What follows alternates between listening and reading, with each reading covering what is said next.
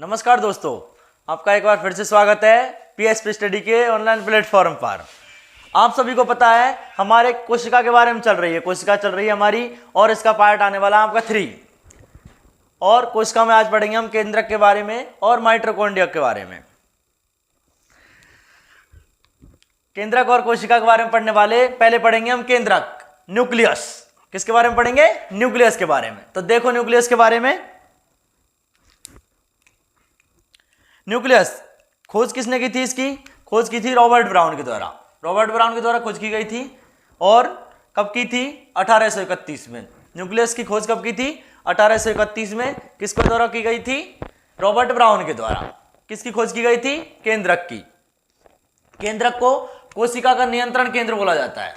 कोशिका का नियंत्रण केंद्र, controller of cell, controller of cell बोला जाता है। किसको?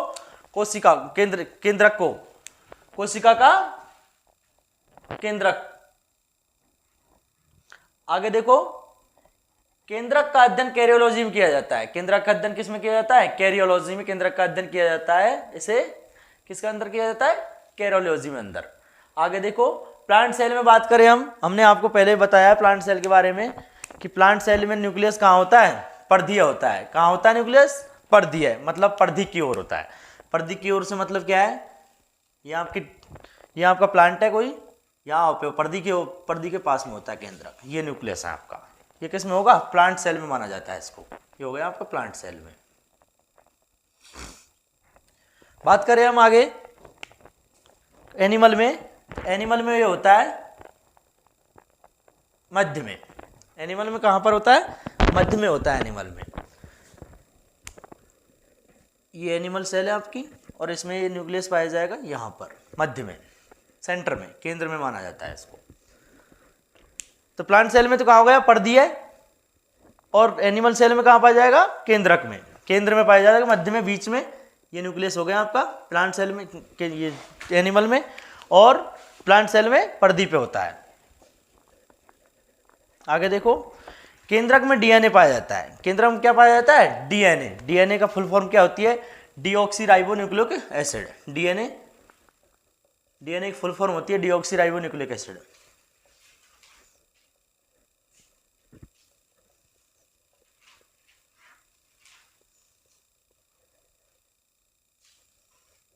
ये डीएनए की फुल फॉर्म होती है डीऑक्सीराइबोन्यूक्लिक एसिड। इसको हम बाद में पूरा कंप्लीटली पढ़ेंगे। डीएनए को कंप्लीटली पूरा देखेंगे, इसके बारे में, इसकी कैसी संरचना होती है, किसने इसकी खोज की थी, सारी चीज़ें इसके बारे में हम अलग से पढ़ेंगे डीएनए के बारे में। आगे देखो, डीएनए में क्रोमोसोम्स पाए जाते हैं। क्या पाए जाते हैं डीएनए में? क्रोमोसोम्स। और क्रोमोसोम्स के अंदर होते हैं जीन। क्रोमोसोम्स के अंदर क्या होते हैं? जीन। ये कहाँ पाए जाते हैं? डीएनए में। केंद्रक के अंदर तो पाया जाता है डीएनए, डीएनए के अंदर पाए जाते हैं क्रोमोसोम, और क्रोमोसोम के अंदर जीन पाए जाते हैं। केंद्रक का केंद्रक किसको बोलते हैं हम? केंद्रक के अंदर केंद्रक जैसी एक और संरचना होती है जिसे हम केंद्रिका बोलते हैं। जिसे हम क्या बोलते हैं? केंद्रिका। और केंद्रिका खोज की थी फोंटाना ने। केंद्रिका खोज किसने की थी? फोंटाना ने। तो फिर से एक बार दोबारा फिर से यहां से देखो, प्लांट सेल में तो कहाँ केंद्रक कहाँ होता है? परिधि पर। एनिमल सेल में कहाँ होगा? केंद्र में, जिसे हम मध्य में बोल सकते हैं। केंद्रक में क्या पाया जाता है? डीएनए, डीऑक्सीराइबोन्यूक्लिक एसिड, इसकी फुल फॉर्म है। और केंद्रक में देखो डीएनए, क्रोमोसोम्स पाते हैं, क्रोमोसोम्स के अंदर जीन्स पाए जाते हैं। और केंद्रक के अंदर एक और केंद्रक जैसी संरचना होती है जिसे हम केंद्रिका बोलते हैं। केंद्रिका खोज किसने की थी? केंद्रिका खोज की थी फोंटाना ने। किसके द्वारा केंद्रिका खोज की गई थी? फोंटाना के द्वारा। फोंटाना के द्वारा केंद्रिका खोज कर दी गई। आगे देखो, केंद्रिका को राइबोसोम की फैक्ट्री कहा जाता है। केंद्रिका को राइबोसोम क्या कहा जाता है? फैक्ट्री। तो आपसे पूछे कोई कि राइबोसोम की फैक्ट्री किसको कहा जाता है? केंद्रिका को। राइबोसोम फैक्ट्री किसको कहा जाता है? केंद्रिका को कहा जाता है। तो इसको क्या बोलते हैं हम? कोशिका का नियंत्रण केंद्र बोला जाता है। और सेल ऑफ कंट्रोलर। खोज किसने की थी? रॉबर्ट ब्राउन ने। केंद्रक का अध्ययन किसके अंदर किया जाता है? कैरियोलॉजी के अंदर। प्लांट सेल में केंद्रक परिधीय होता है। एनिमल सेल में केंद्रक कहाँ पाया जाता है? केंद्र में, मध्य में पाया जाता है। केंद्र में डीएनए पाया जाता है। केंद्रक में डीएनए पाया जाता है। डीएनए के अंदर क्रोमोसोम्स होते हैं और क्रोमोसोम्स के अंदर जीन। केंद्र के अंदर केंद्रक जैसी एक और संरचना होती है जिसे हम केंद्रिका कहते हैं। केंद्रिका की खोज फोंटाना ने की थी। किसने की थी? फोंटाना ने। केंद्रिका को राइबोसोम की फैक्ट्री कहा जाता है। केंद्रिका को क्या कहा जाता है? राइबोसोम की फैक्ट्री। अब आगे देखो, हम एक और कोशिकांग पढ़ेंगे जिसका नाम है माइटोकॉन्ड्रिया। जिसका नाम क्या है? माइटोकॉन्ड्रिया। कोशिका का शक्ति गृह बोला जाता है। इसको क्या बोला जाता है? कोशिका का शक्ति गृह बोला जाता है। माइटोकॉन्ड्रिया को हम सूत्र कणिका के नाम से भी जानते हैं। माइटोकॉन्ड्रिया को किसके नाम से भी जाना जाता है? सूत्र कणिका के नाम से। कोशिका का शक्ति गृह बोलते हैं, सूत्र कणिका बोला जाता है। कोशिका की शक्ति गृह क्यों बोलते हैं इसको हम? इसमें क्या पाई जाती है? रासायनिक ऊर्जा उत्पन्न होती है। इसमें क्या होती है? रासायनिक ऊर्जा उत्पन्न होती है। इसी में संपूर्ण एटीपी इसी में बनती है। जब हम श्वसन करते हैं, जब हमारे श्वसन क्रिया होती है तो उसमें क्या बनता है? हमारे ग्लूकोज बनता है। ग्लूकोज के साथ ऑक्सीजन क्रिया करती है। ग्लूकोज के साथ ऑक्सीजन क्रिया करके CO2 प्लस H2O प्लस ऊर्जा बनती है। CO2 प्लस H2O प्लस ऊर्जा बनती है। तो ऊर्जा बनती है। ऊर्जा प्रत्येक कोशिका के माइटोकॉन्ड्रिया में बनती है। ये अलग अलग कोशिकाओं में ऊर्जा बनती है। इसमें क्या पाया जाता है? इसमें क्रेब्स चक्र संपन्न होता है। कौन सा चक्र संपन्न होता है इसमें क्रेब्स चक्र भी संपन्न होता है। कौन सा चक्र संपन्न होता है इसमें? क्रेब्स चक्र।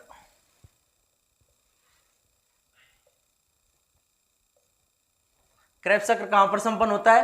क्रेब्स चक्र माइटोकॉन्ड्रिया में संपन्न होता है। ये बहुत बार पूछा गया एग्जाम में, बहुत सा क्वेश्चन है ये, अलग अलग बहुत सी एग्जाम में पूछा गया है क्वेश्चन भी कि क्रेब्स चक्र कहां पर संपन्न होता है? क्रेब्स चक्र कहां पर संपन्न होता है? माइटोकॉन्ड्रिया में। आगे देखो, इसको क्या बोला जाता है? कोशिका को, माइटोकॉन्ड्रिया को शक्ति गृह बोला जाता है। रासायनिक ऊर्जा कहां संपन्न होती है?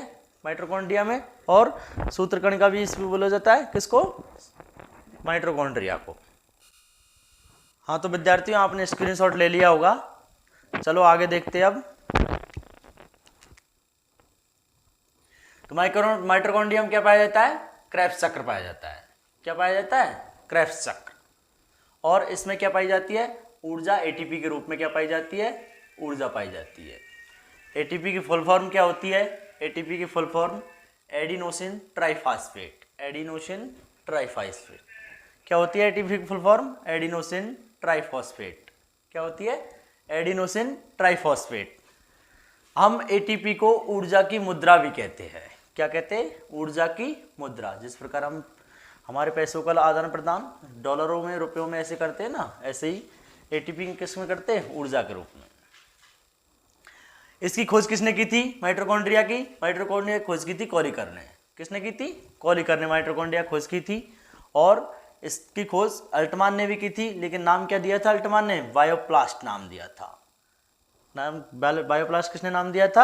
अल्टमान ने। किसका नाम था ये भी माइटोकॉन्ड्रिया का नाम था। अल्टमान ने इसको दिया था बायोप्लास्ट। जबकि माइटोकॉन्ड्रिया नाम किसने दिया? माइटोकॉन्ड्रिया नाम दिया था सीवेंडा के द्वारा। माइटोकॉन्ड्रिया नाम किसके द्वारा दिया गया था? सीवेंडा के द्वारा माइटोकॉन्ड्रिया नाम दिया गया था। खोज किसने की थी? खोज की थी कॉलिकर ने। और अल्टमान ने क्या नाम दिया था इसको? अल्टमान ने नाम दिया था बायोप्लास्ट। बायोप्लास्ट नाम किसने दिया था? अल्टमान ने। माइटोकॉन्ड्रिया नाम किसने दिया? सीवेंडा के द्वारा दिया गया। सीवेंडा का फुल नाम क्या है? Karl Benda. क्या नाम है पूरा नाम? Karl Benda. कार्ल बेंडा के द्वारा क्या नाम दिया गया था इसको? माइटोकॉन्ड्रिया नाम दिया गया था। ये एक दोहरी झिल्ली युक्त कोशिकांग है। कैसा कोशिकांग है? दोहरी झिल्ली युक्त कोशिकांग है। कौन सा? माइटोकॉन्ड्रिया। दोहरी झिल्ली युक्त कोशिकांग क्या होता है? जिसमें डबल लेयर होती है, वही दोहरी झिल्ली युक्त कोशिकांग होता है। जैसे कि इसमें देखो, एक आउटर लेयर है, एक इनर लेयर है, डबल लेयर है इसमें भी। तो इसको क्या कहते हैं हम? दोहरी झिल्ली युक्त कोशिकांग। बहुत से कोशिकांग ऐसे होते हैं जो एकल झिल्ली युक्त होते हैं, जिनमें बहुत से कोशिकांग ऐसे भी होते हैं जिनमें कोई झिल्ली नहीं पाई जाती। जबकि माइटोकॉन्ड्रिया कैसा कोशिकांग है? माइटोकॉन्ड्रिया दोहरी झिल्ली युक्त कोशिकांग, जिसे डबल लेयर कोशिकांग कहा जाता है। माइटोकॉन्ड्रिया की प्रोकैरियोटिक कोशिका जैसी होती है। माइटोकॉन्ड्रिया की संरचना कैसी होती है? प्रोकैरियोटिक कोशिका जैसी। माइटोकॉन्ड्रिया की संरचना कैसी होती है? प्रोकैरियोटिक जैसी होती है। इसलिए इसे कोशिका के अंदर क्या बोला जाता है? कोशिका के अंदर कोशिका कहा जाता है। किसको? माइटोकॉन्ड्रिया को कोशिका के अंदर कोशिका कहा जाता है। क्यों कहा जाता है? प्रोकैरियोटिक कोशिका जैसी संरचना है, इसलिए इसको क्या कह रहे हैं हम? कोशिका के अंदर कोशिका कह रहे हैं। क्या कह रहे हैं? कोशिका के अंदर कोशिका। चलो एक बार देखो, इसमें इसका आपने डायग्राम बनाया है। डायग्राम में समझो एक बार। ये हमारी आउटर लेयर हो गई, कौन सी लेयर हो गई ये, आउटर लेयर, और ये हो गई हमारी इनर लेयर। डबल लेयर बना दी हमने, एक तो आउटर और एक इनर, जिसमें हमने उभार तंतुनुमा एक संरचना दिखाई दे रही है, जिसे हम क्रस्टी बोलते हैं। क्या बोलते हैं इसको हम, क्रस्टी। इसको क्या बोला जाता है, क्रस्टी। यहाँ पर क्या पाए जाते हैं, यहाँ पर श्वसन एंजाइम होते हैं। क्या होते हैं इस पर, श्वसन एंजाइम्स पाए जाते हैं। किसमें, क्रस्टी पर। क्रस्टी पर क्या पाए जाते हैं, श्वसन एंजाइम होते हैं क्रस्टी पर। क्रस्टी पर क्या पाए जाते हैं, श्वसन एंजाइम। माइटोकॉन्ड्रिया के अंदर खुद का डीएनए पाया जाता है। माइटोकॉन्ड्रिया के अंदर क्या पाया जाता है, खुद का डीएनए, जबकि और कोई सा कोशिकांग नहीं है ऐसा जिसमें खुद का डीएनए पाया जाता हो। लेकिन माइटोकॉन्ड्रिया के अंदर किसका डीएनए पाया जाता है, खुद का डीएनए पाया जाता है। एक केंद्रक भी ऐसा ही है जिसमें डीएनए पाया जाता है, बट उसको हम कोशिकांगों के अंदर नहीं मानते हैं केंद्रक को। तो माइटोकॉन्ड्रिया के अंदर क्या पाया जाता है, खुद का डीएनए पाया जाता है। तो इसमें क्या पाया जाता है, खुद का डीएनए।